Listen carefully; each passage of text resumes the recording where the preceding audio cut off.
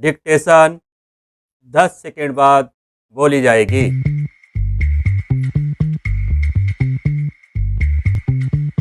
5 second. Ready, start.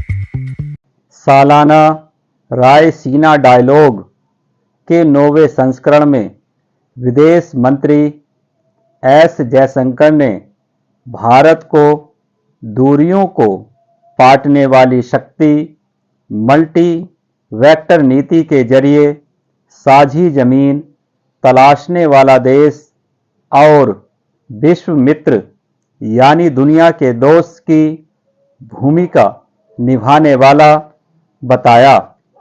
ऐसी ऊंची महत्वाकांक्षाओं के कारण ही विदेश मंत्रालय द्वारा शुरू किया गया यह सम्मेलन दुनिया के बड़े मुद्दों व चुनौतियों पर वैश्विक नेताओं की भागीदारी का लक्ष्य रखता है। इस आयोजन का उद्घाटन करने वाले ग्रीस के प्रधानमंत्री किरियाकोस मित्सोताकिस ने भारत मध्य पूर्व यूरोप आर्थिक गलियारे जैसी कनेक्टिविटी परियोजनाओं के महत्व के बारे में बात की। ग्लोबल गवर्नेंस संयुक्त राष्ट्र सुरक्षा परिषद के शीर्ष पर गैर बराबरी और उसमें सुधार की जरूरत पर चर्चा की गई।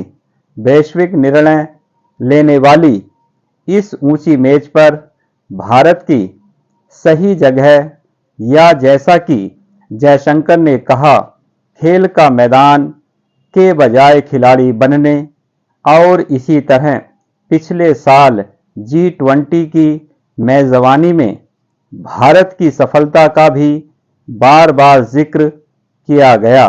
ब्राजील में G20 के विदेश मंत्रियों की बैठक के चलते सुरक्षा परिषद के 5 स्थायी सदस्य महत्वपूर्ण G7 या ब्रिक्स 10 देशों से किसी वरिष्ठ मंत्री स्तर की उपस्थिति नहीं हो सकी।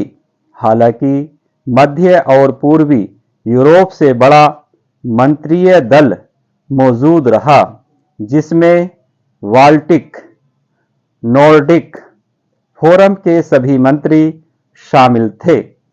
इसने सरकार के लिए एक नई राजनयिक संलग्नता को संभव बनाया, जो यूरोप के इस हिस्से के साथ व्यापारिक समझौतों और निवेश संबंधों की तलाश कर रही है। इस हिस्से की अक्सर अनदेखी की जाती है, पर यह आर्थिक रूप से प्रतिस्पर्धी है। हालांकि बातचीत का बड़ा हिस्सा वैश्विक संघर्षों पर केंद्रित रहा। यूरोप के गणमान्य व्यक्तियों की भारी उपस्थिति ने यूक्रेन में रूसी युद्ध की ओर खास तौर पर ध्यान खींचा और सैन्य व नौसैन्य रणनीति पर पैनलों ने आक्रामक चीन से निपटने की जरूरत पर ध्यान केंद्रित किया। दुर्भाग्यपूर्ण है कि इन चर्चाओं में संतुलन की कोई कोशिश नहीं थी, क्योंकि न तो रूस और न ही चीन को आमंत्रित किया गया था। दक्षिण पूर्व एशिया, लैटिन अमेरिका और यहाँ तक कि दक्षिण एशिया, नेपाल और भूटान को छोड़कर से यथासंभव न्यूनतम उपस्थिति थी। एक बड़ी उपस्थिति से ज्यादा विविधता भरा रुख सामने आता और उक्त संघर्षों से वे किन दबावों का सामना कर रहे हैं, इस पर रोशनी पड़ती। लोकतंत्र से संबंधित पैनलों ने स्वतंत्रताओं में गिरावट को लेकर भारत के भीतर जीवंत बहसों से स्वाभाविक रूप से परहेज किया, लेकिन इस विमर्श में गैर सरकारी सिविल सोसाइटी संगठनों की गैर हाजिरी ने उन चुनौतियों पर संकीर्ण दृष्टि निर्मित की जिनका सामना दुनिया भर के लोकतंत्र कर रहे हैं। गाजा में इजरायली युद्ध पर केंद्रित चर्चाएं उल्लेखनीय रूप से अनुपस्थित रहीं।